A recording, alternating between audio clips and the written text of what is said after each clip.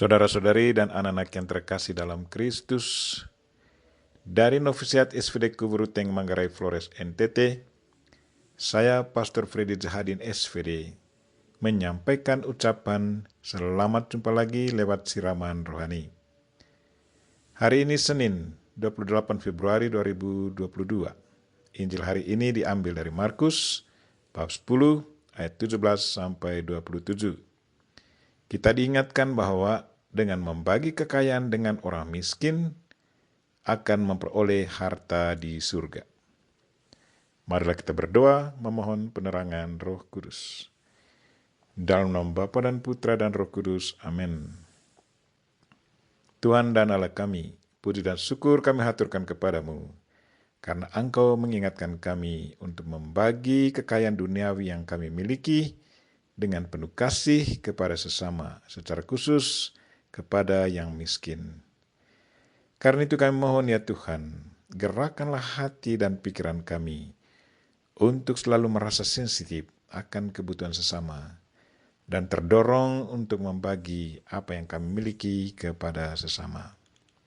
Tuhan, utuslah Roh Kudus-Mu, terangilah pikiran dan hati kami, agar sabda-Mu yang akan kami dengar dapat kami pahami dengan baik, dan isi pesan-Mu dapat kami hayati dan amalkan dalam hidup harian kami. Doa ini kami sampaikan dengan perantaran Kristus Tuhan kami. Amin. Tuhan sertamu dan sertamu juga. Inilah Injil Yesus Kristus menurut Markus. Dimuliakanlah Tuhan. Pada suatu hari Yesus berangkat meneruskan perjalanannya. Maka datanglah seorang berlari-lari mendapatkan dia, dan sambil bertelut di hadapannya ia bertanya, "Guru yang baik, apa yang harus kuperbuat untuk memperoleh hidup yang kekal?" Yesus berkata kepadanya, "Mengapa kau katakan aku baik? Tak seorang pun yang baik selain Allah. Engkau tentu mengetahui segala perintah Allah. Jangan membunuh, jangan berzina, jangan mencuri, jangan mengucapkan saksi dusta, dan jangan mengurangi hak orang. Hormatilah ayahmu dan ibumu." Kata orang itu kepada Yesus, "Guru, semuanya itu telah kuturuti sejak masa mudaku." Tetapi Yesus memandang dia dan menaruh kasih kepadanya, lalu berkata kepadanya, "Hanya satu lagi kekuranganmu. Pergilah, jualah apa yang kau miliki, dan berikanlah itu kepada orang-orang miskin, maka engkau akan memperoleh harta di surga. Kemudian datanglah kemari dan ikutilah aku." Mendengar perkataan Yesus, orang itu menjadi kecewa, lalu pergi dengan sedih, sebab banyaklah hartanya. Lalu Yesus memandang murid-murid di sekelilingnya dan berkata kepada mereka, "Alangkah sukarnya orang yang beruang masuk ke dalam kerajaan Allah." Murid-murid tercengang mendengar perkataannya itu. Tetapi Yesus menyambung lagi, "Anak-anakku, alangkah sukarnya masuk ke dalam kerajaan Allah. Lebih mudah seekor unta melewati lubang jarum daripada seorang kaya masuk ke dalam kerajaan Allah." Para murid semakin gempar dan berkata seorang kepada yang lain, "Jika demikian, siapakah yang dapat diselamatkan?" Yesus memandang mereka dan berkata, "Bagi manusia hal itu tidak mungkin, tetapi bukan demikian bagi Allah. Sebab bagi Allah segala sesuatu adalah mungkin." Demikianlah sabda Tuhan. Terpujilah Kristus. Saudara-saudari dan anak-anak yang terkasih dalam Kristus, tema renungan kita hari ini ialah membagi kekayaan dengan orang miskin akan memperoleh harta di surga. Sebagai orang beriman, kita semua berharap agar di saat kehidupan kita di dunia ini berakhir, kita beralih ke tempat di mana Kristus bersemayam bersama penghuni surga. Di tempat di mana hanya terdapat kemuliaan, kebahagiaan, dan sukacita untuk selamanya. di mana tidak terdapat duka cita dan penderitaan lagi. Itulah dambaan kita. Itulah dambaan pemuda yang datang kepada Yesus, yang bertanya kepada Yesus, apa yang harus kuperbuat untuk memperoleh hidup yang kekal? Saudara-saudari dan anak-anak yang terkasih dalam Kristus, kisah Injil hari ini adalah salah satu bentuk kisah kerinduan manusia untuk memperoleh hidup kekal. Bahwa orang mengikuti 10 perintah Tuhan secara harafiah.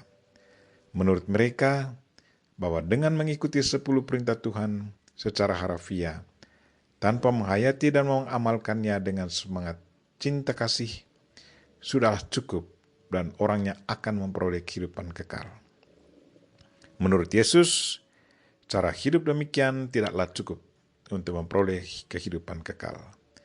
Menurut Yesus Kristus, untuk memperoleh hidup yang kekal adalah orang harus membagi cintanya kepada sesama, membagi kebahagiaannya kepada orang sekitarnya, membagi berkat yang diperolehnya kepada sesama yang sangat membutuhkan. Menepati hukum bukanlah sesuatu yang jelek, namun bagi Yesus, memiliki hati yang peduli dan mau berbagi merupakan sesuatu yang sangat penting untuk memperoleh hidup yang kekal. Orang muda dalam Injil hari ini boleh saja menepati semua aturan agama, namun kekurangannya adalah ia tidak membagi berkat yang dimilikinya kepada sesama.